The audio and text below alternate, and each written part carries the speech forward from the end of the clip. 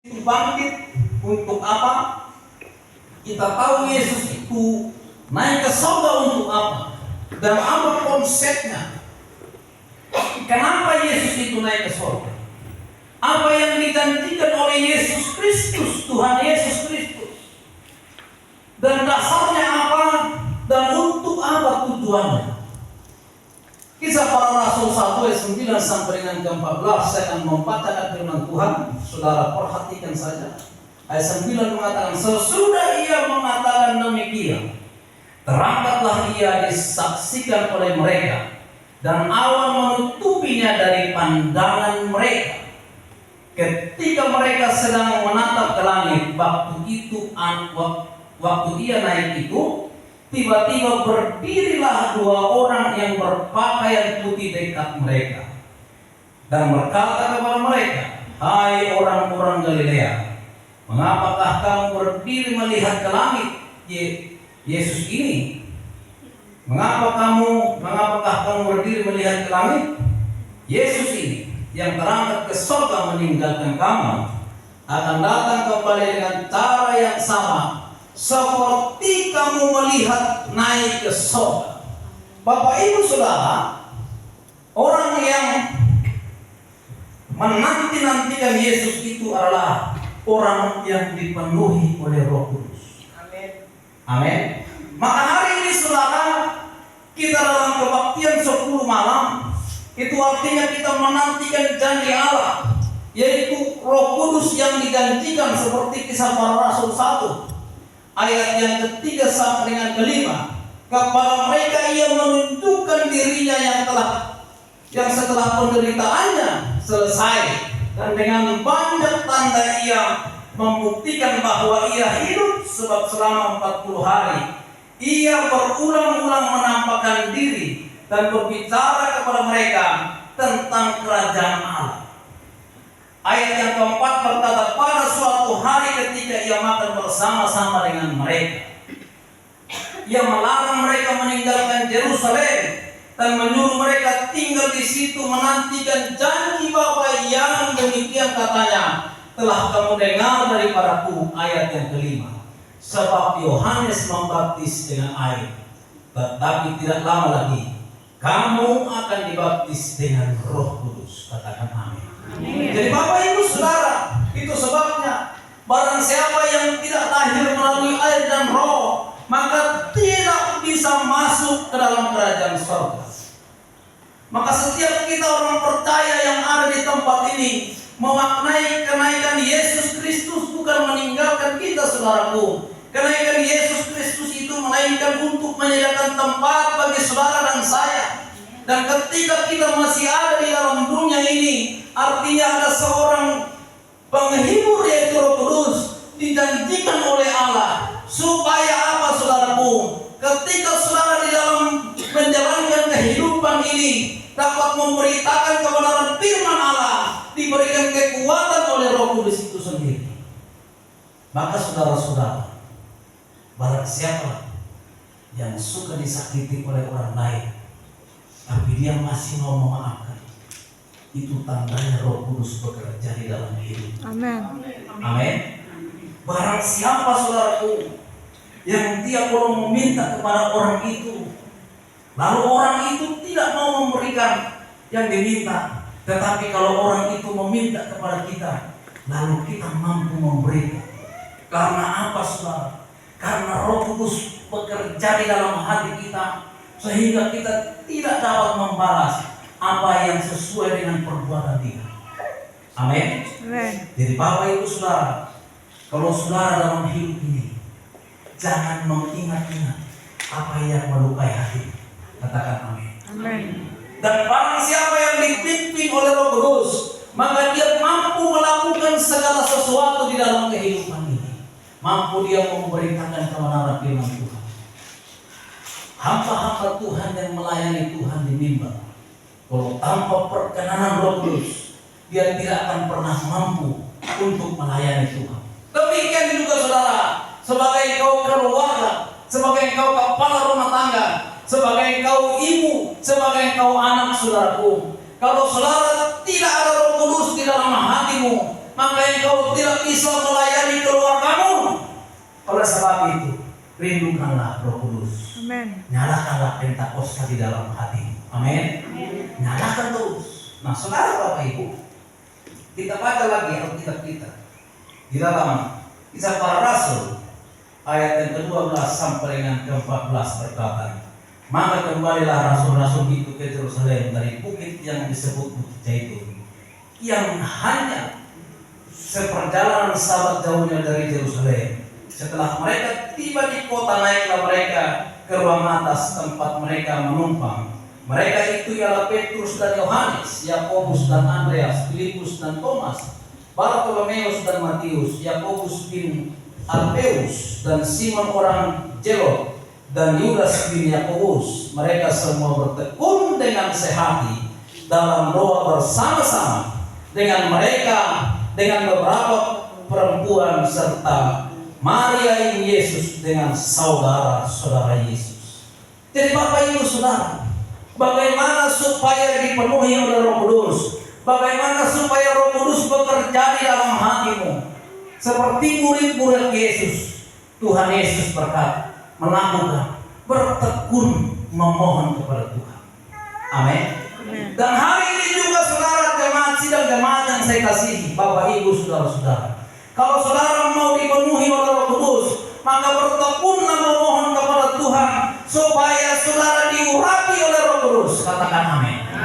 Karena saudara, kalau saudara diurapi Roh Kudus, maka saudara mampu melakukan kebaikan di dalam hidup.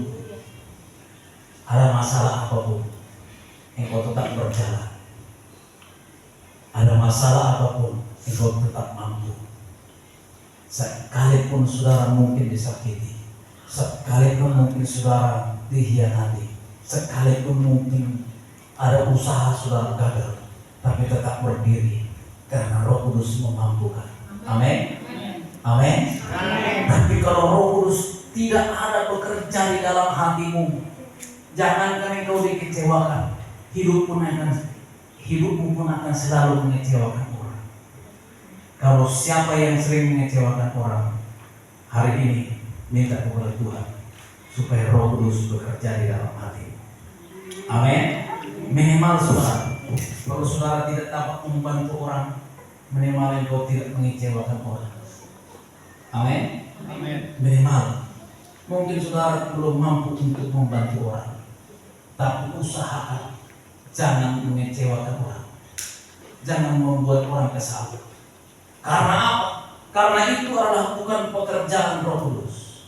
Katakan amin. Amin. Tapi saudara pun dikatakan juga di dalam firman Tuhan ini, yang dimana dikatakan jabatan Roh Kudus itu adalah, Roh Kudus itu memiliki jabatan penghibur, dan Roh Kudus itu juga memiliki jabatan penyelidik, dan Roh Kudus juga memiliki jabatan guru. Roh Kudus juga memiliki jabatan pemimpin, saudara. Orang yang sudah dipimpin oleh Roh Kudus, dia suka mengkritik kejahatan supaya kejahatan itu tidak dilakukan oleh orang itu. Orang yang sudah dipimpin oleh Roh Kudus, dia tidak suka melihat yang sembarangan. Amin. Amin. Tapi saudaraku, dan Roh Kudus itu juga dikatakan di sini, Roh Kudus dapat didukakan, Roh Kudus dapat ditentang oleh kekerasan hati saudara. Mari kita buka dulu Alkitab kita. Mazmur 51 ayat 13 berkata, boleh ditampilkan. Mazmur 51 ayat 31. Mazmur 51 ayat 13 berkata, maka ayat 13, silakan dibacakan ayat 13-nya. Mazmur 51 ayat 13. Janganlah membuang aku dari hadapanmu, dan janganlah mengambil rohmu yang kudus daripada. Amin. Janganlah membuang aku dari hadapanmu, dan janganlah mengambil rohmu yang kudus daripadaku. Saudaraku, saudara boleh diurapi oleh Roh Kudus, tapi kalau saudara tidak melakukan yang sesuai dengan firman Tuhan, maka Roh Kudus itu dapat diambil atau dipadamkan sendiri oleh Tuhan, karena saudara tidak lagi melakukan sesuai kehendak Tuhan. Amin. Maka hari ini saudara, tanpa Roh Kudus saudara tidak mampu melakukan segala sesuatu. Tanpa Roh Kudus saudara tidak akan pernah bisa berjalan di dalam dunia ini dengan tenang. Maka itu saudara, mintalah pimpinan Roh Kudus, supaya Roh Kudus tetap memimpin Bapak Ibu, supaya Bapak Ibu berjalan dengan baik di dalam kehidupan ini. Maka saudara, pekerjaan Roh Kudus itu adalah di dalam dunia ini ia mengisahkan dunia akan dosa. Ia memampukan hamba-hamba Tuhan untuk memberitakan Injil, dan ia mewujudkan Injil menjadi kenyataan di dalam hati orang yang mendengarnya, saudaraku. Kalau tanpa Roh Kudus yang memimpin Bapak Ibu saudara, saudara tidak bisa memberitakan firman Tuhan, dan firman Tuhan itu dapat menyadarkan orang yang tadinya berbuat jahat, yang tadinya hatinya keras, yang tadinya hatinya tidak mampu menghadapi masalah. Tapi kalau Roh Kudus Tuhan, engkau minta kepada Tuhan, Roh Kudus pimpinlah hidup saya, supaya saya mampu untuk menghadapi semua kekerasan hati. Roh Kudus pimpinlah hidup saya, supaya saya mampu untuk menghadapi semua masalah yang saya hadapi, termasuk anak-anak saya. Maka Bapak Ibu saudara, mulai hari ini, ketika engkau berdoa kepada Tuhan, minta kepada Tuhan, Roh Kudus pimpinlah hidup saya. Saya berangkatkan anak saya untuk mencari pekerjaan. Roh Kudus pimpinlah hidup saya, supaya anak saya ini cepat-cepat dapat jodoh. Roh Kudus pimpinlah saya. Tapi jangan nanti, maaf ini yang sudah janda, maaf, Roh Kudus pimpinlah saya supaya cepat-cepat ada yang menamar saya. Jangan ada yang begitu. Takutnya kata Pak Pendeta, kalau kita minta kepada Tuhan supaya cepat-cepat apa yang permintaan kita dijawab oleh Tuhan, lalu mengatakan demikian. Tapi Roh Kudus itu juga tertib, katakan amin. Roh Kudus juga tertib. Ini maaf ini, ibaratnya janda sudah tua mau menikah lagi, Roh Kudus tidak akan pernah memberikan itu. Haleluya. Haleluya. Amin. Dan Roh Kudus itu juga Maha tahu.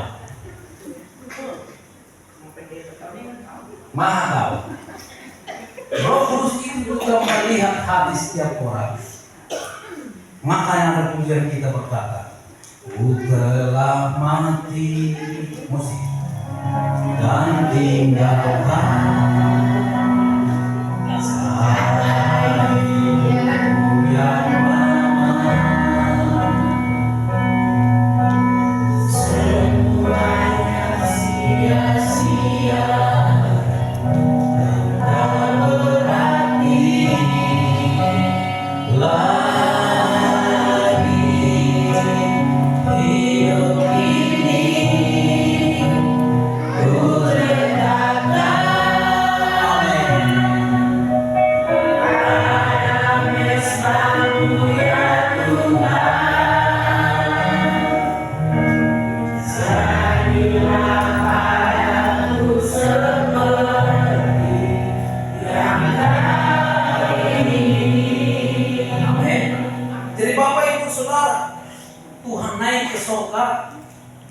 Dia mengingini kita untuk mendapatkan apa yang dijanjikan oleh Tuhan Yesus.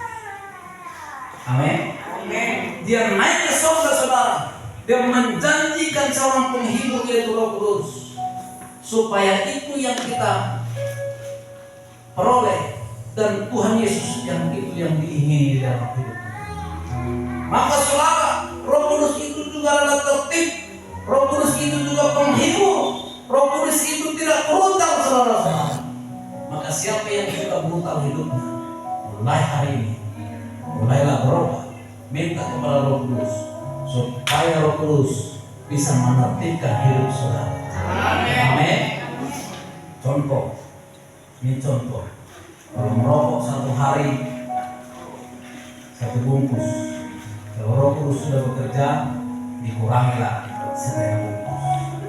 Amin. Amin. Tiap hari demi hari rokoknya habis, sehingga dapat mampu untuk meninggalkan rokok itu. Kalau seumpamanya dia sudah dipimpin Roh Kudus yang tadinya suka menghampur-hampurkan uang, hari demi hari akan pelan-pelan berubah. Amin.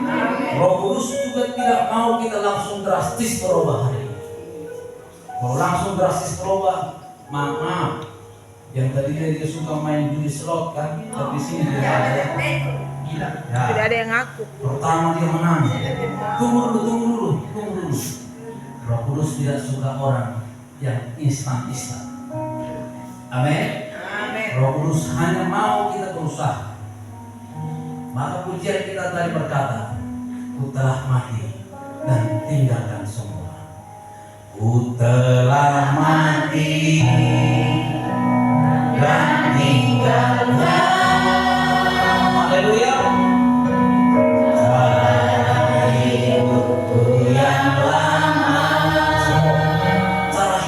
yang lama, yang tadinya suka menghambur-hamburkan, yang tadinya suka berkata tidak baik, yang tadinya suka memukul, yang tadinya suka berkata tidak baik, tapi hari demi hari engkau diperbaharui oleh Roh Kudus, dan hari demi hari engkau dapat meninggalkan itu dan tinggalkan semua. Amin. Amin. Amin. Namun ketika kita bisa meninggalkan itu, kita bernyanyi, berjalan ke kanan, berjalan ke kanan, berjalan ke kanan, berjalan sampai ke kanan. Nah, itulah yang dimaksudkan oleh Roh Kudus. Maka saudara, pertanyaannya sekarang, bagaimana caranya supaya saudara dipenuhi oleh Roh Kudus? Saya akan memberikan tips kepada saudara bagaimana caranya supaya dipenuhi oleh Roh Kudus. Yang pertama, saudara, mengenal siapa pembaptis dengan Roh. Amin. Siapa yang membaptis engkau dengan Roh? Yohanes membaptis engkau dengan air, tapi engkau dibaptis oleh Roh Kudus oleh Yesus Kristus. Kenal terlebih dahulu Yesus itu siapa. Yesus itu sudah berkorban buat saudara. Dan oleh sebab itu, supaya saudara lebih mengenal Yesus, baca firman Tuhan hari demi hari. Lalu kenallah Yesus. Yesus terlebih besar. Yesus terlebih besar.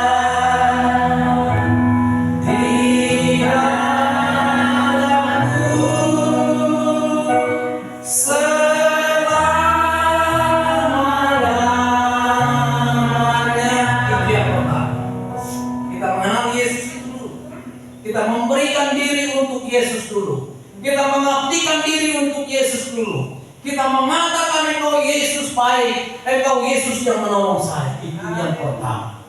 Yang kedua, saudara, bertobat dan memberi diri dibaptis. Bertobat itu, saudaraku, hari demi hari perbuatan yang tidak baik itu kita tinggalkan pelan-pelan. Haleluya. Tinggalkan pelan-pelan. Yang tadinya tidak ngomongan sama suaminya, hari demi hari pura-pura pasang dulu, apa kabar sayangku. Hari demi hari, apa kabar. Lalu istrinya, ngapain saya balas? Tapi istrinya datang, karena kau WhatsApp saya tiap hari, tiap makan obat. Lalu aku balaslah, ngapain kau balas saya? Hari demi hari. Satu minggu kita bisa bertemu apa tidak? Lalu istrinya berkata, ya udah kalau kau bertemu tapi lu yang gak makannya, tidak bertemu. Yang ketiga akhirnya bergandengan tangan. Lalu engkau berkata, bersama keluargaku melayani Tuhan selamanya.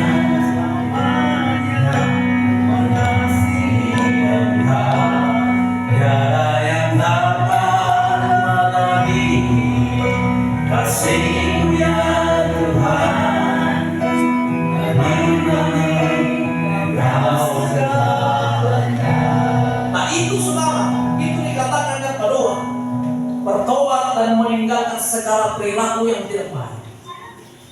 Kebiasaan-kebiasaan buruk yang kau tinggalkan. Lalu Roh Kudus akan memperbaharui hatimu, akan menjaga hatimu, akan menyelesaikan segala masalahmu. Dan Roh Kudus mulai ada di dalam hatimu. Lalu Roh Kudus berkata, wahai anakku, aku sangat nyaman berada di dalam tubuh. Amin. Itu yang kedua. Yang ketiga, saudara, kerinduan yang bernyala-nyala untuk dipenuhi oleh Roh Kudus, seperti seekor rusa rindu akan air, saudaraku. Kalau saudara tidak memiliki kerinduan untuk bernyala-nyala, untuk dipenuhi oleh Roh Kudus, Roh Kudus tidak akan pernah bekerja di dalam hatimu. Seperti rusa yang rindu aliran sungaimu, begitu pun jiwaku. Itulah kerinduan kita untuk dipenuhi oleh Roh Kudus, menyala-nyala, dipenuhi dan bahkan mau terus datang beribadah. Kalau ada kebaktian, lalu dia paling duluan ataupun cepat-cepat datang, dan dia tidak mau absen ataupun dia tidak mau ketinggalan, selalu terus menyala-nyala untuk terus menerus untuk memuliakan Tuhan, memiliki kerinduan terus, dan bahkan mengangkat tangan mengatakan kepada Tuhan, aku mengasihi Engkau Tuhan dengan tulus hati. Maka Roh Kudus itu akan melihat hati saudara. Itu yang ketiga. Yang keempat, saudara, tanda-tanda yang dipenuhi oleh Roh Kudus. Dia berkata-kata dalam bahasa lidah atau bahasa asing atau berbahasa roh. Kalau ada nanti yang antara saudara berbahasa roh, jangan saudara kaget. Lalu engkau mengatakan ini sedang bicara apa? Dan hari ini saudara saya mau sampaikan, setiap orang yang dipenuhi oleh Roh Kudus, yang bernyala-nyala, akan dia memiliki tanda-tanda yang berbahasa roh. Itu tanda yang pertama. Jangan nanti setelah saya katakan begini lalu berbahasa roh semua. Belum tentu. Haleluya, itu tanda yang pertama. Tanda yang kedua, memiliki kasih yang bernyala-nyala kepada Tuhan. Dia terus haus akan beribadah. Dia terus haus memuliakan Tuhan. Tanda yang ketiga, saudara, semangat bersaksi dan doa yang tinggi. Orang yang suka bersaksi, orang yang suka melayani Tuhan, orang yang suka selalu terus menunjukkan diri di hadapan Tuhan. Itu tanda-tanda yang sudah dipenuhi oleh Roh Kudus. Katakan amin. Katakan amin. Dan tanda yang selanjutnya saudara dikatakan memiliki semangat yang berkobar terus menerus tanpa ada motivasi apa, terus menerus, ayo terus memuliakan Tuhan sampai Tuhan Yesus datang menjemput saudara, sampai Tuhan Yesus datang kembali seperti yang murid-murid Tuhan Yesus lihat dia naik ke surga. Lalu kita terus menerus berkobar. Orang yang gampang, yang sakit hati itu tidak dihiraukan. Orang yang dikecewakan tidak dihiraukan. Berkata seperti kaum ini, mari semua dosa suri warulutan orosomi andetahe orominohan ayoromi dosa suri pangarikunan aypati piyolandaran doyoman sukusi saya oromi domani sidan tinggi jalan kadau sendohani asari siang moro ado kurang robi masih urusan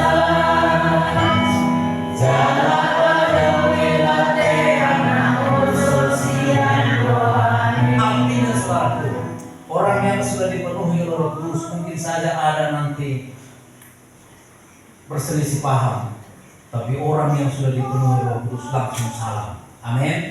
Aku minta maaf kemarin CS. Aku terlalu keras bicaranya. Aku tidak sengaja. Langsung begitu. Berikan dulu atau buktikan dulu hari ini. Tak salah dulu kanan kiri. Aku minta maaf CS. Haleluya.